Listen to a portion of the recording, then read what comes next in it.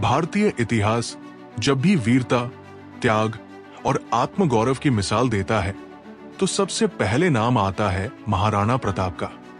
वे केवल एक योद्धा ही नहीं बल्कि मातृभूमि की स्वतंत्रता के प्रतीक थे।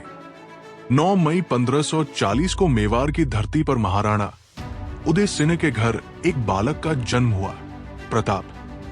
बाल्यावस्था से ही वे असाधारण साहस और तेजस्विता से पहचाने जाने लगे। घुड़सवारी, तलवारबाजी और युद्ध कला उनकी पहचान बन गई थी। साथ ही उनमें नेतृत्व के ऐसे गुण थे जो आगे चलकर उन्हें एक महान शासक और योद्धा बनाने वाले थे। 16वीं शताब्दी में मुगल साम्राज्य अपनी शक्ति के शिखर पर था। अकबर ने भारत के अधिकांश हिस्सों को अपने अधीन कर लिया था। उसकी नजर मेवाड़ पर भी थी। उसने कई बार दूत भेजकर महाराणा प्रताप को अपने साम्राज्य में सम्मिलित होने का प्रस्ताव दिया, लेकिन हर बार महाराणा प्रताप ने उसे ठुकरा दिया। वे दृढ़ स्वर में कहते, मातृभूमि की स्वतंत्रता से बड़ा कोई प्रस्ताव नहीं हो सकता। उनका आत्मसम्मान और स्वाभिमान किसी भी समझौते से अधिक मूल्यवान था। 18 जून 1576 इतिहास का वो दिन जब हल्दी घाटी की धरती वीरता का गवाह बनी। एक ओर अकबर की विशाल सेना थी जिसमें हजारों सैनिक और अनुभवी सेनापति मान सिंह शामिल थे।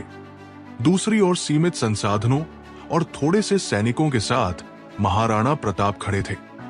लेकिन साहस और संकल्प किसी संख्या पर निर्भर नहीं करता। प्रताप चेतक नामक अपने घोड़े पर सवार होकर युद्ध भूमि में उतर पड़े। उन्होंने अपने सैनिकों को ललकारा, वीरों, आज मातृभूमि की रक्षा का समय है। झुकोगे नहीं, या तो विजय मिलेगी या विरगति। युद्ध भयंकर हुआ। तलवारें टकराई, ढाले गिरी, रणभूमि में जयघोष गूंज उठा। महाराणा प्रताप स्वयं सबसे आगे बढ़कर दुश्मनों से भिड़े, लेकिन इस भीषण युद्ध में महाराणा प्रताप गंभीर रूप से घायल हो गए। ऐसे समय में उनका प्रिय घोड़ा चेतक सामने आया। उसने अपने स्वामी को पीठ पर उठाया और दुश्मनों की पंक्तियों को चीरता हुआ भाग निकला। जब सामने एक गहरा नाला आया तब भी चेतक नहीं रुका। उसने अंतिम शक्ति जुटाकर छलांग लगाई और प्रताप को सुरक्षित स्थान तक पहुंचा दिया। लेकिन इस प्रयास में वो स्वयं गंभीर रूप से घायल हो गया और वीरगति को प्राप्त हुआ। चेतक की निष्ठा और बलिदान इतिहास में हमेशा अमर रहेगा। हल्दी घाटी का युद्ध भले ही निर्णायक न रहा हो, पर महाराणा प्रताप ने हार नहीं मानी।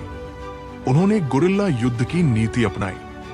वे पहाड़ों और जंगलों में छिपकर मुगल ठिकानों पर अचानक आक्रमण करते और फिर गायब हो जाते।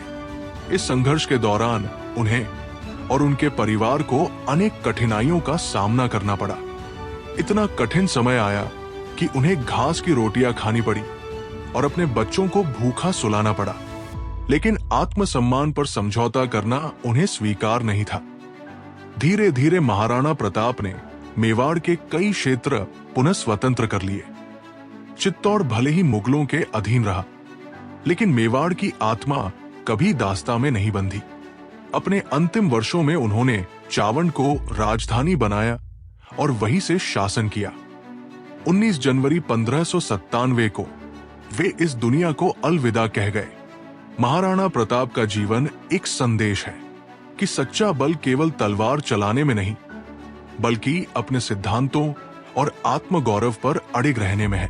वे सिर्फ इतिहास का हिस्सा नहीं, बल्कि हर भारतीय के दिल में गर्व और प्रेरणा का प्रतीक है। उनकी गाथा हमें ये सिखाती है कि कठिन परिस्थितियां हमें झुका नहीं सकती। यदि हमारे भीतर देशभक्ति और आत्मसम्मान की ज्वाला प्रज्वलित हो, महाराणा प्रताप की वीरता सदियों तक अमर रहेगी। अगर आप भी इस गाथा से गर्व महसूस कर रहे हैं तो अभी लाइक कीजिए, शेयर कीजिए और सब्सक्राइब करके हमारे साथ जुड़ जाइए। जय भारत, जय महाराणा प्रताप।